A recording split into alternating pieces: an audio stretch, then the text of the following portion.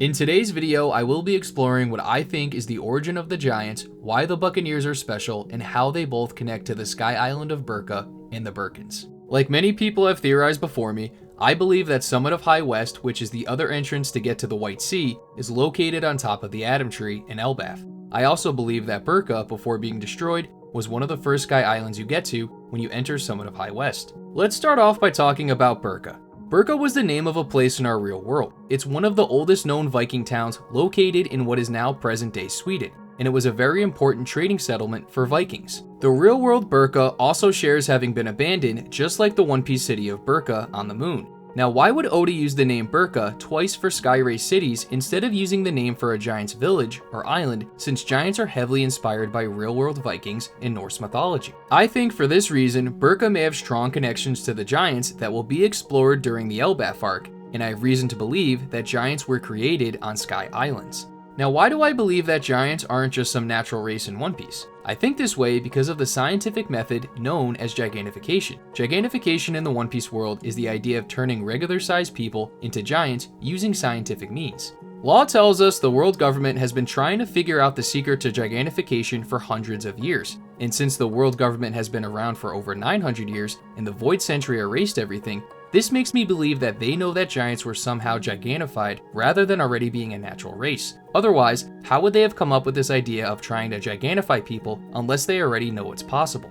Big Mom also wants to achieve Gigantification, and she is very closely tied to Elbaf and the giants. Caesar, who was the leading scientist in this field, never succeeded in creating true giants, but he did achieve at creating somewhat artificial giants in the children he was experimenting on. But the problem he always faced was these children would end up dying in 5 years. When Big Mom questioned how close Caesar was to solving Gigantification, he tells us it's only potentially possible through raising young children who are still in their growing phase to the size of giants. Making ordinary people turn instantly into giants with some magic pill isn't possible, which is what Big Mom wants. Even though Caesar ultimately failed at creating artificial giants, I think he was on the right track, and the secret is a growing method rather than an instantaneous procedure. So now let me tell you how I think giants came into existence. Remember the big dog called Holy in Skypiea? What about Fusa, the giant bird that Enel's priest Shura had as a pet? Well, it got me thinking, why are these animals so big? Then I started to theorize, well, if Summit of High West is located above Elbaf,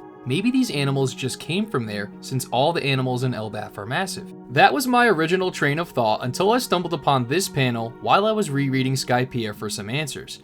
In chapter 253, after the Straw Hats figured out Upper Yard is the other half of Jaya, they start analyzing why this half of Jaya is completely different than its counterpart on the Blue Sea. How are they different, you ask? Upper Yard's trees and plant life are huge compared to its other half. Even the South birds are different sizes. Robin theorizes that the reason everything in Upper Yard is massive must be because of the special substance found in the sea and island clouds, pyrobloin. Also, there's the difference in time as well. It took Upper Yard over 400 years being exposed to pyrobloin to grow to these massive sizes. Now, it's very easy to connect the dots here. I think that's how giants are created. They were once humans that were exposed to pyrobloin probably over hundreds or thousands of years. While this seems to make perfect sense, there is a problem. All of the sky races have been living in contact with pyrobloin for many generations, so why aren't they the size of giants? I think this is because the sky races are technically aliens in the One Piece world. They literally came from the moon. This might be the reason why the pyrobloin doesn't affect them like how it affects plant and animal life native to the One Piece planet.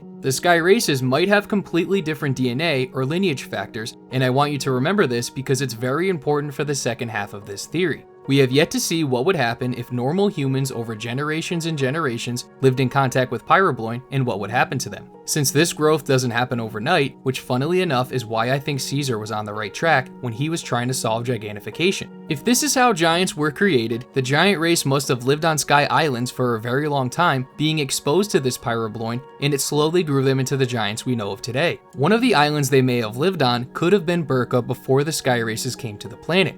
It would have also had a different name. Even if this isn't the case, I think the giants more than likely would have interacted with the Birkans if they lived in a neighboring Sky Island. And this would connect to the real city of Birka because it was a very important Viking trading town, so the Sky Island of Birka could have been a place where other races or just the giants came to trade. This wasn't going to be in my original video, but since I personally believe it aligns with my theory, I had to include it. At the end of the most recent chapter of 1132, we're left with a warning that says, However, if nothing else, I implore you to keep this one piece of advice in the back of your mind. Should you venture out and arrive on Elbaf's vast and mysterious soil, heed my simple warning. If I could only write one thing about this enticing nation, it would be this: do not linger there for too long.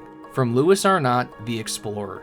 The first thing that came into my mind when I read this is that if you stay in Elbaf for too long, you might start to grow into a giant. And also in this chapter, giants use island clouds to travel, meaning pyrobloin is still among them, potentially causing the huge growing phenomenon. This isn't confirmation yet, but in my opinion, strengthens this theory tenfold. I think the Sky Island of Birka was the first city that all of the sky races founded when they traveled to the One Piece planet. Isn't it weird that all three sky races lived on the moon as one society and decided to leave the moon together and come down to the planet? But when we learn about all of these sky races, for some reason they all live in separate islands and don't even remember each other. Obviously, this is most likely due to what happened during the Void Century, but the main point is that Birka must have been the first sky island all of the sky races settled on, and then the Shandorians and Skypians eventually left to create their respective islands, leaving just the Birkans. We don't even know if the sky races on the moon called themselves these three separate distinct races of Birkans, Skypians, and Shandorians. For all we know, all of the sky races at one point were just called the Birkans, because we know for a fact that Birka was the name of their moon city. So why does only one sky race share their name with their original city? And I think the reason they reused the name Birka for their sky island was because it's just like how when European settlers came to the New World or America, they sometimes reuse the same names from the European cities they came from. I think when the sky races arrived to the planet, the humans that saw them considered them gods. Think about it. We know the sky races were super advanced on the moon compared to the current One Piece world.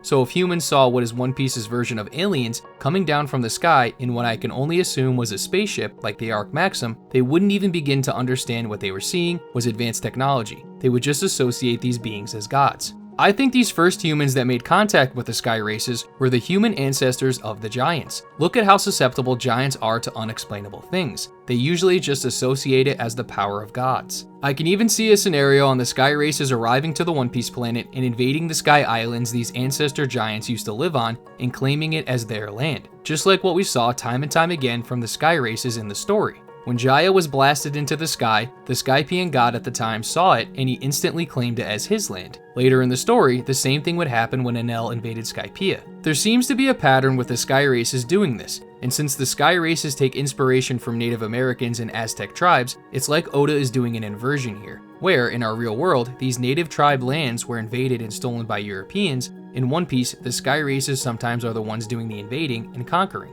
Maybe the reason for this is because there was a massive amount of Earth at the Sky Island of Birka. If the giants lived there, this land could have been their heaven realm they called Asgard, before it was renamed. This land would parallel Upper Yard because the Skypians and Birkans consider Verth as Holy Land.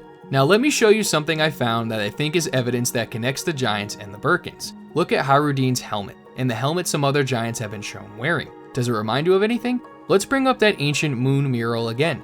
These helmets look exactly like the helmet that the ancient Birkan is wearing. If we examine the other ancient sky races in the painting, we know the chief leaders of the Shandians still wear those animal headdresses, and the Skypians all have those hair antenna things. So how come we never saw any of the surviving Birkans rocking this unique helmet? The fact that the giants do makes me believe there's a connection here. Harudine is also key to another great piece of evidence. When he defeats Machweiss and Dressrosa and blasts him towards the sky, he says, "Let him fly to the kingdom of the gods." If the giants considered the sky people as gods, this line is spot on for what I'm theorizing. The Skypiea arc also used a famous giant story in it, the story of Jack and the Beanstalk through Skypiea's Giant Jack. There wasn't a giant at the top of Giant Jack like in the children's story, but there was the Golden Bell, which might parallel the magical duck that laid golden eggs. Even though this isn't anything mind-blowing, I think it's Oda sprinkling in some foreshadowing of giants here and there to show their connections to sky races. There's even that phenomenon of sky people's shadows being cast down from sky islands to the blue sea.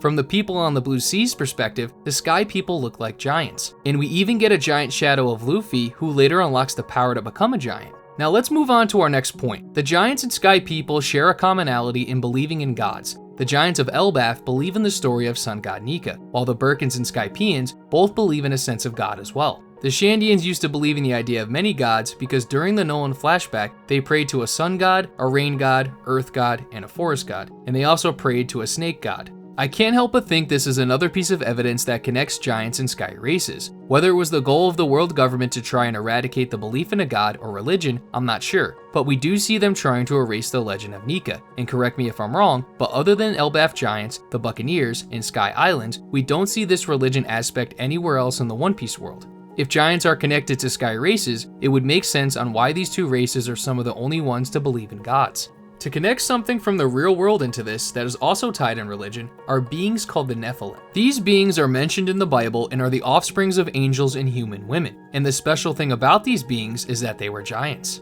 I'm not sure if Oda took inspiration from this, but if he did, I could see him putting his own One Piece spin on it, because angels in the One Piece world would definitely be the sky races, so maybe he will reveal a relation with the giants like how I'm theorizing. I'm not well versed in anything related to the Bible, but one theory as to why God flooded the planet is because he wanted to wipe out these Nephilim beings, just like how the One Piece planet was flooded for some unknown reason.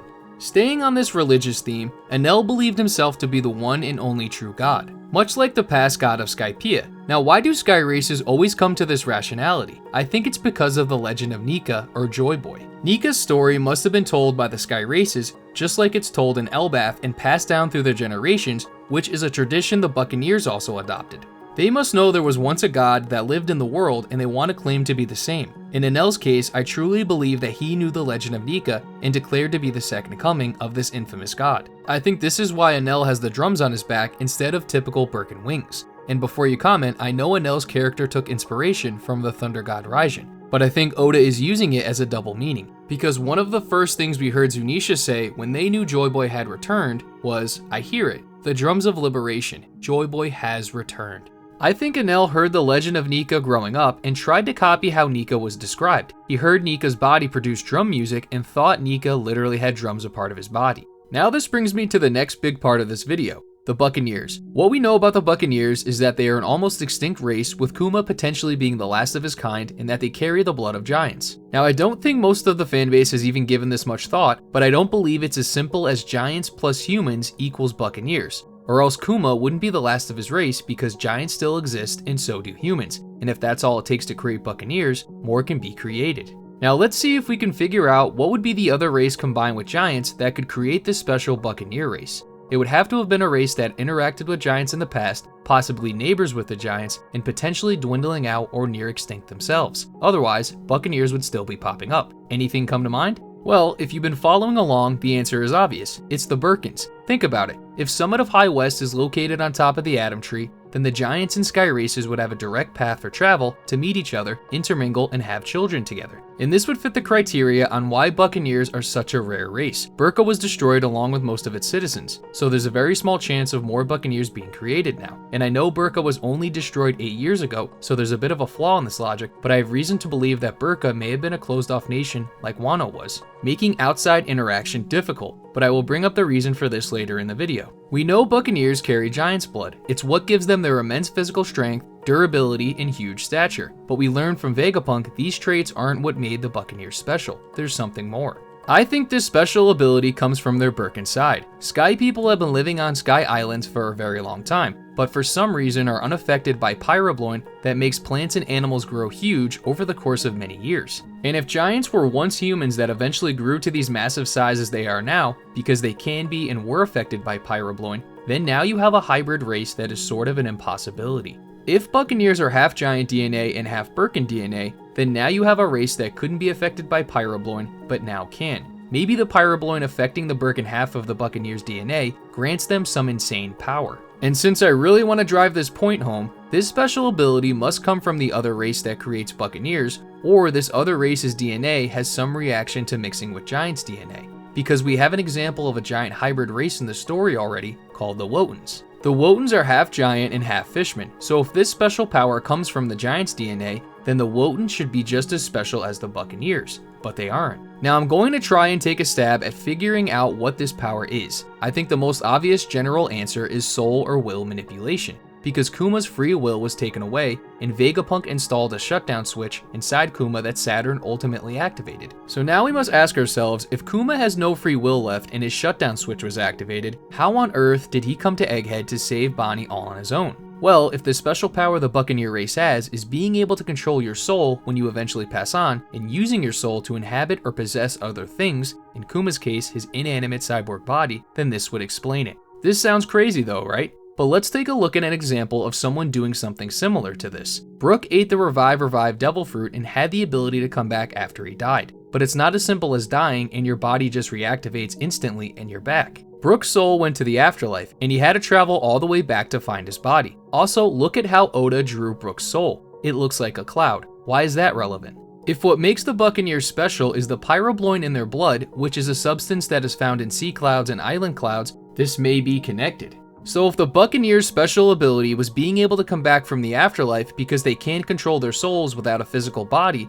this power might come from the Sky Race half of their DNA, because in Nolan's flashback, the Shandians believe that when they die, their souls come back and reside in special trees on their island. The sound of the golden bell is what guided the souls back to their homeland. Now, Brook was only able to escape the afterlife because of his devil fruit ability. So if we follow that logic, when someone dies, their soul goes to the afterlife and stays there. So how are the Shandian souls escaping the afterlife just like Brook if they don't have his devil fruit power? I think the answer to this is the Sky Races don't get sent to the afterlife because they aren't native to the One Piece planet. Since the Buccaneers have both native DNA and alien DNA, I think their souls can either continue to exist in the living realm or they can choose to go to the afterlife. Now this might be what the Iron Giant is. We don't know exactly what he is, but he might be an ancient kingdom version of Kuma, meaning he may have been a Buccaneer that died but is able to live on as a soul that inhabits the Iron Giant's body. And he only awakened in reaction to Luffy's Gear 5 form, probably from hearing his drums of liberation, paralleling the golden bell calling and guiding the Shandian souls. Maybe this is our reason to how Kuma knew to return to Egghead. The Nika fruit may have been calling out to his departed soul, because we see the Iron Giant and Kuma awaken around the same time. Let's talk about another super important character, Urouge. Out of all of the supernovas that have been introduced in the story, Urouge is the only one who hasn't really been expanded on, and a lot of the fanbase thinks it will be explored during the Elbaf arc, which I also believe. It's not confirmed yet, but Urouge is most likely a Birkan because his wings look like typical Birkan ones. Another popular fan theory is that Urouge is also a Buccaneer hybrid because he shares the same massive size as Kuma and their faces are very similar. But I think it's the complete opposite and helps strengthen my theory. I think the reason Urouge looks similar to the Buccaneer race is because the Buccaneers are Birkan descendants. So it's not that Urouge looks like Kuma looks like Urouge because the Birkan race are his ancestors. Not only do Kuma and Urouge share similar appearances, but they also share a religious theme, like I said before about the Birkans and Giants. Kuma was a priest, he grew up in a church, and his race has been telling the Nika story for generations, and early One Piece Kuma brought a Bible everywhere he went. Now Urouge is called the Mad Monk, he's constantly praying, and fans believe he might have been a priest for Enel, or has some connection to him. I think Oda will be able to answer these mysteries in Elbaf if they all connect like how I'm theorizing. If Birka is close to Elbaf, we'll be able to get Urouge's backstory, how giants were created, and how the Giants and Birkans are the progenitors of the Buccaneer race. Another character I must bring up in this theory because I believe he has a strong connection to the Giants, Birkans, and Buccaneers is the smartest man in the world, Dr. Vegapunk. Vegapunk obviously has connections to Kuma, but what about the Giants and the Birkans? Vegapunk dabbled in trying to solve Gigantification just like Caesar, but it was stated even he couldn't figure it out. I think this may have been a lie told by Vegapunk because it said whoever has the Giants on their side would rule the world unopposed. So I think Vegapunk lied to the world government about solving Gigantification so they wouldn't get that technology and become a power that couldn't be contested. Now, is there any evidence to prove Vegapunk knows the secret to Gigantification? Yes, I think so. We have two examples, the numbers, and Vegapunk knows how to create cloud technology, which is the key to creating actual giants. The numbers are attempts at creating artificial ancient giants. They were created on Punk Hazard over 20 years ago, and guess who just happens to have been working at Punk Hazard during this time? Vegapunk. So he most likely created the numbers, and for some reason, the numbers are considered failures, and we don't know why. This is strange because they look almost exactly like the only examples of ancient giants that we know of. So either Vegapunk just said they were failures, so the world government wouldn't get Gigantification technology, or if we go by Vegapunk's perfectionist logic, he considers them failures because they aren't the right color. Just like he considered Momo's artificial devil fruit a failure because it was pink instead of blue. Now let's talk about how I think Vegapunk has connections to Birka. Remember this character, Tsukimi? He was first introduced in Enel's Space Adventure cover story. Tsukimi was a doctor who created his own version of automata that were identical to the ones Enel later found on the moon. This makes me believe that Tsukimi may have been a Birkan, because he somehow created the same automata that the ancient sky people of the moon created, and his name even translates to moon viewing, which is what we see him doing during his very short character arc. And the reason I think he's a Birkan and not another sky race is because we know Birkans can be wingless because another character named Haradas. Tsukimi also lived on Karakuri Island, which is the island that Vegapunk was born on and grew up on, so there's a good chance Tsukimi was the person who taught a young Vegapunk about science and technology. Vegapunk also figured out how to create artificial island clouds, which we see with the sky cloud plant on Egghead, so Vegapunk knows how to create the key ingredient of pyrobloin that I'm basing this whole giant's origin theory on. If Tsukimi was a Birkan, he may have introduced Vegapunk to Haradas and the Sky Island of Witheria, where Vegapunk could have learned about sky cloud technology. At the end of chapter 1125, Vegapunk's satellites fly away on their sky cloud with Punk records, and we're left with the cliffhanger of this new Vegapunk calling Witheria. Do you see how all of these characters and places are slowly being connected to one another, and in my opinion, will finally pay off when we get further into the Elbaf arc? Let's bring this full circle back to the Sky Island of Birka. I believe that Birka used to be one of the Ancient Kingdom affiliated islands. Every Joy Boy affiliated island either has poneglyphs, road poneglyphs, or they're protecting ancient weapons. Some affiliated islands have both. We see this with Fishman Island because it had a road poneglyph and the ancient weapon Poseidon, Wano had a road poneglyph and the ancient weapon Pluton, Zo had a road poneglyph and no ancient weapon, but Zunisha is basically a pseudo-ancient weapon. Now the world government may have Uranus, and we have a road poneglyph unaccounted for in this pattern. Where did Big Mom get her road poneglyph from? I always assumed it was from Elbaf, since Elbaf is more than likely going to be an Ancient Kingdom affiliated island, but then I started to think, Elbaf hates Big Mom, so how could she have gotten it from them? Maybe she had someone on her crew sneak onto the island and steal it. Maybe Elbaf traded her the poneglyph or something. Maybe Rox had this poneglyph and she got it from him. I'm not really sure. But I started to think, well, each ancient weapon was located in its respective domain. Poseidon, the god of the seas, was found in the ocean. Pluton, the god of the underworld, is located in the ground. Now, wouldn't it make sense for Uranus, which is the god of the sky, to be located in the sky? That's why I think Uranus was at one point in time located at the Sky Island of Birka. This would explain how Big Mom may have acquired her road poneglyph. If it was located at Birka, she could have easily taken it from there. Maybe she was traveling to the Sky Islands to add the sky races to her family and stumbled upon this road poneglyph. Not to get too off topic, but we still don't know what the last race Big Mom needs to have every race a part of her family. She said she was still missing 3, 2 of which we know are the Lunarians and the Giants. So what is this last race? Is it the Buccaneers, or maybe it's the sky races collectively? I'm not sure. But if Big Mom got her road poneglyph from Birka, and we follow the pattern of road poneglyphs being paired with ancient weapons, Uranus might have also been there. And one more thing, the last we see of Big Mom and Kaido was of them falling into lava and moments later an underwater volcano erupting, potentially blasting the both of them into the sky, maybe onto a newly formed Sky Island cloud. Because this is the exact process on how island and sea clouds are made. Erupting volcanoes eject pyrobloin into the sky that come in contact with water vapors, creating these special clouds. This could be how Big Mom and Kaido survived, and if Big Mom is familiar with Sky Islands, then she would know about Summit of High West and how it's also connected to the Atom Tree, which might be how Big Mom comes back into the story during the Elbaf arc. But let's get back to Uranus. I think it was being safeguarded in Birka and is the reason that Birka doesn't exist anymore. We're only told from McKinley that Enel destroyed Birka, but no more details. Now, how did Enel destroy Birka without the help of his Arc Maxim? He needed the Arc Maxim, which amplifies his Devil Fruit power to destroy Angel Island, which is only a small part of Skypiea. And 8 years ago, when Birka was destroyed, he didn't create his Arc Maxim yet. Now, an argument can be made that he just destroyed Birka with his Devil Fruit power, but if that's the case, what are the point of ancient weapons like Pluton if we're told it has the power to eradicate islands? If a single Devil Fruit has the capabilities to do this as well, I feel like it cheapens the power of the ancient weapons,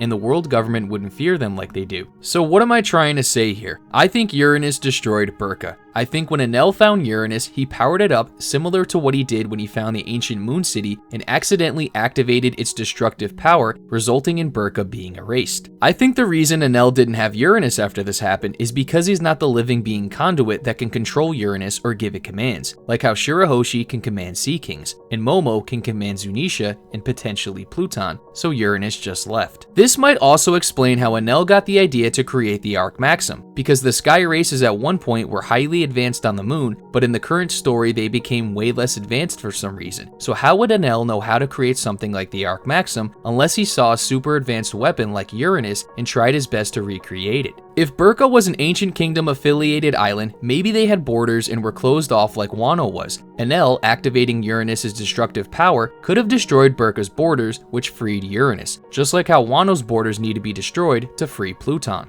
I find it very odd that if Birka was a neighboring sky island to Skypiea, then how come the Skypieans had no clue who they were when the Birkans invaded? If Birka was a closed-off nation, then this would explain it. Maybe Birka will mirror Wano in other ways. We know over 55 years ago, some Wano citizens escaped and settled at Shimasuki village. Maybe a small group of Birkans did the same thing if Birka was a closed-off nation, and these select few escaped Birka and went to Elbaf and had children with the Giants, creating the Buccaneers. Going back to what I said earlier, if only this small group of Birkans interacted with the Giants, this would explain why there are so little Buccaneers in the world, because the rest of Birka was closed off and then eventually eradicated by Enel. We also know that Imu and the world government may be in possession of Uranus now. If Uranus is some kind of sentient spaceship that only listens to commands from its controller and escaped Birka as it was being destroyed, maybe Uranus just flew to the next tallest thing it could find, like the Red Line, and ran out of power there. This would be the most insane luck the world government and Imu would ever get by having an ancient weapon literally delivered to them on a silver platter, but maybe there's something in Marijua that summons beings that require ancient kingdom power, because the Iron Giant somehow was activated 200 years ago and climbed all the way up to the Red Line to Marijua